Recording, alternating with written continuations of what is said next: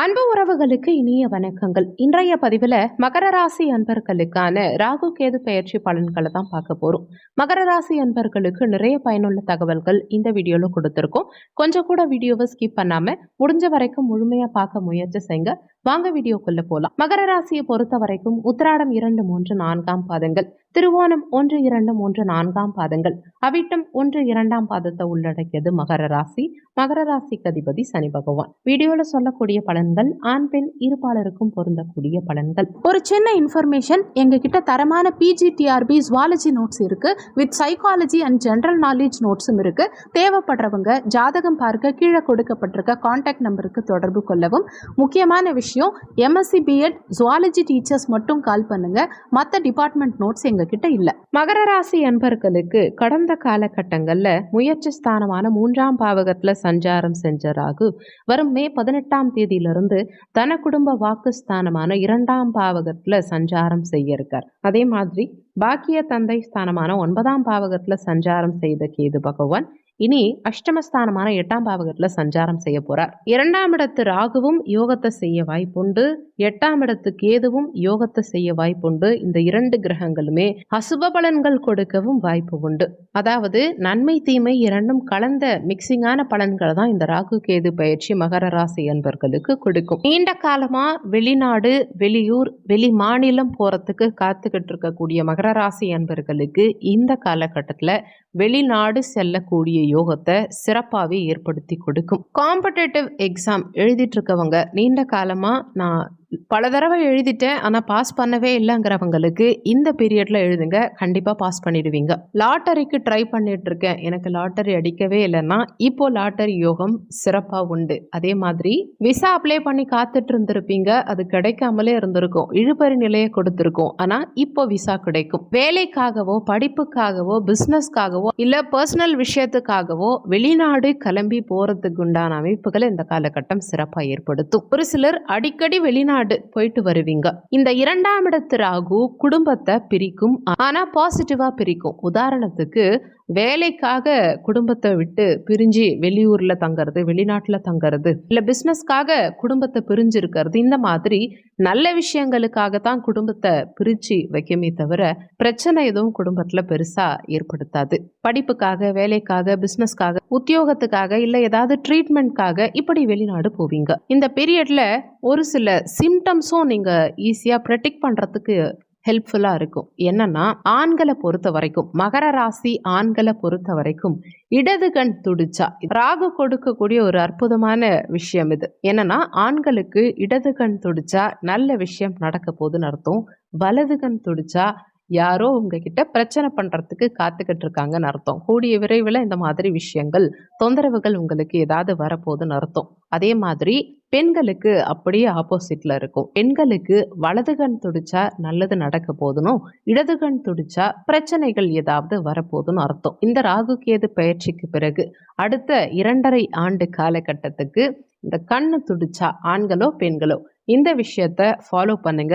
நிச்சயமா இது உங்களுக்கு பர்ஃபெக்டா பொருந்தி வரும். நீங்க வேணா செக் பண்ணி பாருங்க. இந்த ராகு கேது பயிற்சி காலகட்டத்துல உங்க சுயஜாதகத்துல சனி பகவான் பலமா சஞ்சாரம் செஞ்சா இந்த காலகட்டம் உங்களுக்கு மிகப்பெரிய முன்னேற்றத்தையும் மகிழ்ச்சியையும் ஏற்றத்தையும் கொடுக்கக்கூடிய காலகட்டமா இருக்கும். உங்க சுயஜாதகத்துல சனி பாசிட்டிவா இருந்தா சேவிங்ஸ் அதிகரிக்கும். உங்களுக்கு வருமான உயர்வு பெருகிறது மட்டும் இல்லாம உங்களால அதிக பணத்தை சேர்த்தும் வைக்க முடியும். சேவிங்ஸ் கண்டிப்பா பெருகும். அதே உங்க சுயஜாதகத்துல சனி பலமிழந்த நிலையில இருந்தா உங்க கையில இருக்க பணத்தை கொஞ்சம் கவனமா பத்திரப்படுத்தி வைக்கிறது நல்லது.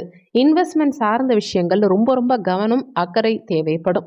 அதுலேயும் ஷேர் மார்க்கெட்டில் இருக்கவங்க, கிரிப்டோ கரன்சியில் இருக்கவங்க, ஃபாரெஸ்ட் ட்ரேடிங்கில் இருக்கவங்க, மெட்டீரியல் சம்மந்தப்பட்ட வியாபாரம் இந்த லைனில் இருக்கவங்க, இவங்கெல்லாம் கொஞ்சம் கவனமாக இருக்கணும். சனி வீக்காக இருந்தால் சுயஜாதகத்தில் நீங்கள் இரும்பு சார்ந்த தொழில் பண்ணுறீங்களா, இல்லை டிரான்ஸ்போர்ட் சம்மந்தமான தொழில் பண்ணுறீங்களா, உங்களுக்கு இந்த ராகு கேது பயிற்சி சற்று சுமாராக தான் இருக்கும். ஆனால் சுயஜாதகத்தில் சனி பலமாக இருந்தால் புதுசாக நீங்கள் வண்டி வாகனங்கள் வாங்கலாம், உங்கள் தொழிலை நீங்கள் டெவலப்மெண்ட் பண்ணலாம், உங்களுக்கு நிச்சயமா டெவலப்மெண்ட்டான சூழல் அமையும். ஜென்ரலா 2ஆம் இடத்து ராகு பொருளாதார முன்னேற்றத்தை கொடுப்பார். அதாவது வருமானம் வரும், ஆனா அதுல ஏதாவது ஒரு வில்லங்கத்தையும் சிக்கல்களையும் ஏற்படுத்தி விட்டுருவார். அதனால கொடுக்கல் வாங்கல் சார்ந்த விஷயங்கள்ல கொஞ்சம் கவனமாவே இருந்துக்கணும். யார்கிட்டயாவது பணம் கொடுக்குறீங்கன்னா ஒரு முறைக்கு 2 முறை நல்லா செக் பண்ணிக்கோங்க. அதே மாதிரி எங்கேயாவது இன்வெஸ்ட்மெண்ட் பண்ணும்போது கொஞ்சம் கவனமாக இன்வெஸ்ட்மெண்ட் பண்ணுங்க. வரும், ஆனால் நீங்கள் வரதை பெருசாக தக்க வச்சுக்க முடியாத நிலை சில நேரங்களில் இருக்கலாம். அதனால் இன்வெஸ்ட்மெண்ட் சார்ந்த விஷயங்களையும் கொடுக்கல் வாங்கல் சார்ந்த விஷயங்களையும் மட்டும் கவனம் தேவை. அடுத்து அஷ்டமஸ்தானத்தில் கேது சஞ்சாரம் செய்கிறார். ஒரு சிலருக்கு வேலை சார்ந்த விஷயங்களில் சேஞ்சஸ் இருக்கும். அது பாசிட்டிவான சேஞ்சஸாக தான் இருக்கும். இது வெறும் ராகு கேது பயிற்சியினால் மட்டும் கிடையாது. இந்த ராகு கேது பயிற்சிங்கிறது மாற்றங்களை கொடுக்கும். நிச்சயமாக மாற்றங்களை உங்கள் வாழ்க்கையில் கொடுக்கும். ஆனால் அந்த மாற்றம் சுப மாற்றமா அசுப மாற்றமாங்கிறது உங்கள் சுயஜாதகத்தில் இருக்கும் சிம்மம் மற்றும் கும்ப மனைக்கு அதிபதிகளான, அதாவது சிம்மத்துக்கு அதிபதியான சூரியனும் கும்பத்துக்கு அதிபதியான சனி பகவானும் உங்க சுயஜாதகத்துல பலமா இருக்காங்களா, பலமிழந்த நிலையில இருக்காங்களாங்கிறத பொறுத்து தான் இந்த ராகு கேது பயிற்சி உங்களுக்கு சுப மாற்றத்தை கொடுக்குமா அசுப மாற்றத்தை கொடுக்குமாங்கிறது உங்க வாழ்க்கையில முடிவு செய்யப்படும். இன்னொன்று தசாபுத்தி. உங்களுக்கு என்ன தசாபுத்தி நடந்துகிட்டு இருக்கு, தசாநாதனும் புத்திநாதனும் பலமா இருக்காங்களா, பலமிழந்த நிலையில இருக்காங்களா, அவங்களுடைய சஞ்சாரம் எப்படி இருக்குங்கிறத பொறுத்து தான் உங்க வாழ்க்கையில இந்த ராகு கேது பயிற்சி என்னென்ன மாதிரியான தாக்கத்தை ஏற்படுத்த போகுதுங்கிறது முடிவாகும். ஒருவேளை உங்க சுயஜாதகத்துல சூரியனோ அல்லது சனியோ கொஞ்சம் சரியில்லாம இருந்தாங்க, பலமிழந்த நிலையில இருந்தாங்கன்னா கூட பெரிய அளவுல ஒன்றும் பெருசா பிரச்சனைகளையோ தாக்கத்தையோ ஏற்படுத்தாது. சின்ன சின்ன மன ரீதியான தாக்கத்தை தான் ஏற்படுத்தும். வேலை சார்ந்த விஷயங்கள்லையும் பிஸ்னஸ் சார்ந்த விஷயங்கள்லையும் அலைச்சல்களை சற்று அதிகரிக்குமே தவிர பெருசா தொந்தரவுகளை ஏற்படுத்தாது. பயப்பட வேண்டாம். ஒரு சிலர் புதுசா பிஸ்னஸ் பண்ண போறேன்னு யோசிச்சுட்டு இருக்கீங்கன்னா கொஞ்சம் நிதானத்தை கடைபிடிக்கிறது நல்லது. அடுத்த 1.5 ஆண்டு காலகட்டத்துக்கு ஓன் பிஸ்னஸ் ஸ்டார்ட் பண்ணணும்னு யோசிக்க வேண்டாம். பிஸ்னஸ் உங்களுக்கு இந்த காலகட்டத்தில், அதுவும் நியூ பிஸ்னஸ் பெருசாக சிறப்பை கொடுக்காது. அடுத்து முக்கியமான விஷயம், 8ஆம் இடம். வலி, வேதனை, அசிங்கம், அவமானங்களை கொடுக்கக்கூடிய ஸ்தானம் இந்த அஷ்டமஸ்தானம். இங்கே கேது வரும்போது கௌரவ பங்கத்தை ஏற்படுத்துறதுக்கு வாய்ப்புகள் உண்டு. அதாவது எங்கேயாவது நம்ம பெயர், புகழ், மதிப்பு, மரியாதைக்கு களங்கம் விளைவிக்கக்கூடிய ஏதாவது சூழ்நிலைகளை சில நேரங்களில் ஏற்படுத்தி விட்டுருவார். ஆனால் கண்டிப்பாக இது எல்லாருக்கும் பிரச்சனைகளை கொடுக்காது. உங்கள் சுயஜாதகத்தில் மீன ராசியில் சூரியன் இருக்கவங்களுக்கும் மகர ராசியில் சூரியன் இருக்கவங்களுக்கும், உங்கள் ராசி மகரமாகவே இருக்கட்டும், உங்கள் சுயஜாதகத்தில் மகரத்துலேயோ மீனத்துலேயோ சூரியன் இருந்தால், நீங்கள் என்ன லக்னமாக வேணா இருக்கட்டும், இந்த மகரம் மீனம் இந்த இடங்களில் சூரியன் இருந்து இந்த இடத்துல, அதாவது சிம்மத்துல கேது வரும்போது, அதாவது கேதுவுக்கு சூரியன் 6, 8ஆம் ராசிகள்ல இருக்க போறார். இப்படி இருந்தா கௌரவ பங்கம் சார்ந்த பிரச்சனைகளை கொடுக்கும். உதாரணத்துக்கு ஏதாவது லோன் பெண்டிங் வச்சிருந்திருப்பீங்க, கட்டாம விட்டுருப்பீங்க. அந்த மாதிரி பிரச்சனைகள் இப்போ தலை தூக்கிறதுக்கு வாய்ப்பு உண்டு. ஒரு சிலருக்கு சிவில் ஸ்கோர் அடி வாங்கிறதுக்கு நிறைய வாய்ப்புகள் உண்டு. அதே மாதிரி கவர்மெண்ட் சைடில் ஏதாவது கேஸ் ஏதாவது நடந்துக்கிட்டு இருக்கு அப்படின்னா அதெல்லாம் முடிஞ்ச வரைக்கும் இப்போ முடிச்சு விட பாருங்க. இல்லைன்னா அது இழுபறி நிலையை கொடுக்குது அப்படின்னா அது உங்களுக்கு இந்த காலகட்டத்தில் நெகட்டிவாக முடிகிறதுக்கு வாய்ப்புகள் நிறையவே உண்டு. இந்த டைமில் ஒன்று செலவுகள் அதிகமாகும், இல்லைனா உங்கள் கௌரவத்தில் ஏதாவது பிரச்சனைகள் ஏற்படுறதுக்கு வாய்ப்புகள் உண்டு. இந்த அமைப்பு மட்டும்தான், இந்த மகரம் மீனத்தில் சூரியன் இருக்கவங்களுக்கு மட்டும்தான் இந்த மாதிரியான பிரச்சனைகள் இருக்குமே தவிர எல்லாருக்கும், எல்லா மகர ராசிக்காரர்களுக்கும் பிரச்சனை வரும், அவமானம் அசிங்கத்தை சந்திக்கிற மாதிரி வருங்கிறது கிடையாது. ஒருவேளை உங்கள் சுயஜாதகத்தில் சூரியன் சிம்மத்தில் அமர்ந்திருக்காருன்னு வச்சுக்கோங்களேன். நீங்கள் ஆவணி மாதத்தில் பிறந்திருப்பீங்க. சிம்மத்தில் ஆவணி மாதத்தில் சிம்ம ராசியில் சூரியன் இருப்பார். கேது சிம்மத்துக்குள்ள போறார். சூரியன் இங்க உங்களுக்கு சுயஜாதகத்துல ஆட்சியா இருக்கார். இப்போ உங்களுக்கு இந்த கேது பெயர்ச்சி மிகப்பெரிய யோகத்தை கொடுக்கும். கோடிகள்ல லட்சங்கள்ல சம்பாதிக்கிற யோகத்தை கொடுக்கும். உங்க லெவலுக்கு ஏத்த மாதிரி கோடிகள்லையோ லட்சங்கள்லையோ ஆயிரங்கள்லையோ, அதாவது பெரிய வருமானத்தை சம்பாதிக்கிற அமைப்பை கொடுக்கும். எனக்கு ஏற்கனவே அடுத்த வேலை சாப்பாட்டுக்கே வழி இல்லாம இருக்கேன், ஏற்கனவே நிறைய கடன் கட்டிக்கிட்டு இருக்கேன், இதுல கோடிகள்ல சம்பாதிக்க முடியுமா அப்படின்னு கமெண்ட்ல வந்து கத்தக்கூடாது. உங்க கர்மாக்கு தகுந்த மாதிரி, உங்க ஜாதகத்துக்கு தகுந்த மாதிரி, உங்க லெவலுக்கு ஏத்த மாதிரி சம்பாதிப்பீங்க. இப்ப 100, 200ன்னு சம்பாதிச்சுட்டு இருக்கவங்க ஆயிரங்கள்ல சம்பாதிப்பீங்க. இப்ப ஆயிரங்கள்ல சம்பாதிக்கிறவங்க லட்சங்கள்ல சம்பாதிப்பீங்க. லட்சங்கள்ல சம்பாதிக்கிறவங்க கோடிகள்ல சம்பாதிப்பீங்க.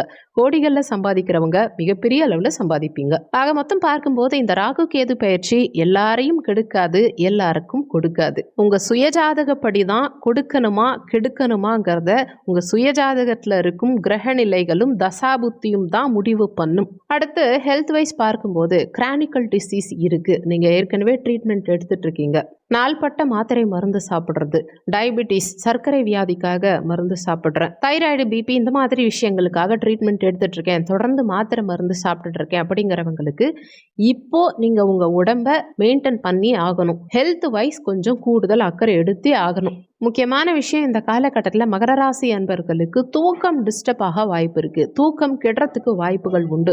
தூக்கம் கேட்டாலே பலவிதமான வியாதிகள் புதுசா வரும். உங்க சுயஜாதகத்துல ஒருவேளை உங்களுக்கு ராகுதசா நடக்குது அப்படின்னா துர்க்கை அம்மனுக்கு செவ்வாய்க்கிழமை அல்லது வெள்ளிக்கிழமை அல்லது ஞாயிற்றுக்கிழமை தினங்கள்ல ராகு கால நேரத்துல சிவப்பு நிற மலர் சூட்டி குங்கும அர்ச்சனை பண்ணி தீபமேற்றி வழிபாடு செய்யுங்க. இது உங்களுக்கு ராகுதசா நடந்தாலும் செய்யலாம், இல்ல உங்க சுயஜாதகத்துல ராகு பலமிழந்த நிலையில இருந்தாலும் செய்யலாம். அடுத்து கேதுவனால உங்களுக்கு பிரச்சனைகள் வர மாதிரி இருக்கு. உங்க சுயஜாதகத்துல ஒரு வேளை கேது சரியில்லாம இருக்கார், பலமிழந்த நிலையில இருக்கார், இல்ல இப்ப உங்களுக்கு கேது தசாவோ கேது புத்தியோ நடக்குது அப்படின்னா கேதுவுக்கு பரிகாரம் பண்ணணும். ஒன்னும் இல்ல, கேதுவுக்கு அதிதேவதை விநாயக பெருமான். ஞாயிற்றுக்கிழமை தினம் அல்லது சதுர்த்தி சங்கடார சதுர்த்தி தினங்கள்ல விநாயக பெருமானுக்கு அருகம்புல் சாத்தி இரட்டை தீபம் ஏற்றி வழிபாடு செய்யுங்க. முடிஞ்சா சூறை தேங்காய் உடைத்து விநாயக பெருமான் வழிபாடு செய்யுங்க. சூறை தேங்காய் உடைக்கிறது மூலமா தடங்கல்கள் விலகும். இந்த ராகுவுக்குரிய பரிகாரம் மற்றும் கேதுவுக்குரிய பரிகாரம் நீங்க தொடர்ச்சியா செய்யும் பட்சத்துல அடுத்த 1.5 ஆண்டு காலகட்டத்துக்கு ராகு கேதுவனால வரக்கூடிய தடங்கல்கள் விலகி முன்னேற்றகரமான பலன்கள் உங்க வாழ்க்கையில இருக்கும். ஆக மொத்தம் பார்க்கும்போது மகர ராசி அன்பர்களுக்கு இந்த ராகு கேது பயிற்சி மிக யோகமான காலகட்டம்னு சொல்லலைன்னா கூட யோகமான காலகட்டமாக தான் இருக்கும். இந்த காலகட்டத்தில் உங்கள் சுயஜாதகத்தில் நல்ல தசாபுத்தி மட்டும் உங்களுக்கு சப்போர்ட் பண்ணுச்சுன்னா அடுத்த ஒரு 18 மாத காலகட்டத்துக்கு நல்ல பொருளாதாரத்தை சம்பாதிச்சு மன நிம்மதியான மகிழ்ச்சியான வாழ்க்கையை நீங்கள் நிச்சயமாக அனுபவிப்பீங்க. வீடியோவில் சொல்லியிருக்கக்கூடிய பலன்கள் கோச்சார பலன்கள். இது வெறும் 20% தான் யாருக்கா இருந்தாலும் ஒர்க் பண்ணும். மீதி 80% உங்கள் சுயஜாதகப்படி தான் வாழ்க்கையில் எல்லாமே நடக்கும். ஸோ ஏதாவது முக்கியமான விஷயம் உங்கள் வாழ்க்கையில் பண்ண போறீங்க, உங்க வாழ்க்கையில முக்கியமான ஸ்டெப்பை நீ எடுத்து வைக்க போறீங்க அப்படின்னா உங்க சுயஜாதகத்தை பார்த்து அதுக்கேற்ற மாதிரி முடிவெடுத்துக்கிறது நல்லது. இந்த ராகு கேது பெயர்ச்சியுடைய தாக்கம் உங்க சுயஜாதகப்படி எப்படி இருக்குங்கிறதையும் ஜோதிடர்கிட்ட பார்த்து கன்ஃபார்ம் பண்ணிக்கோங்க. இந்த காலகட்டத்தில் இறைவன் உங்களுக்கு எல்லா விதமான வளங்களையும் நலன்களையும் கொடுத்து மகிழ்ச்சியான வாழ்க்கையை அமைச்சு கொடுக்க இறைவன் கிட்ட நானும் பிரார்த்தனை பண்றேன், நீங்களும் பிரார்த்தனை பண்ணிக்கோங்க. இந்த வீடியோல உங்களுக்கு ஏதாவது சந்தேகம் இருந்தா கீழே இருக்க கமெண்ட் செக்ஷன்ல சொல்லுங்க. நன்றி. மற்றும் ஒரு நல்ல பதிவோடு மீண்டும் உங்களை சந்திக்கிறோம்.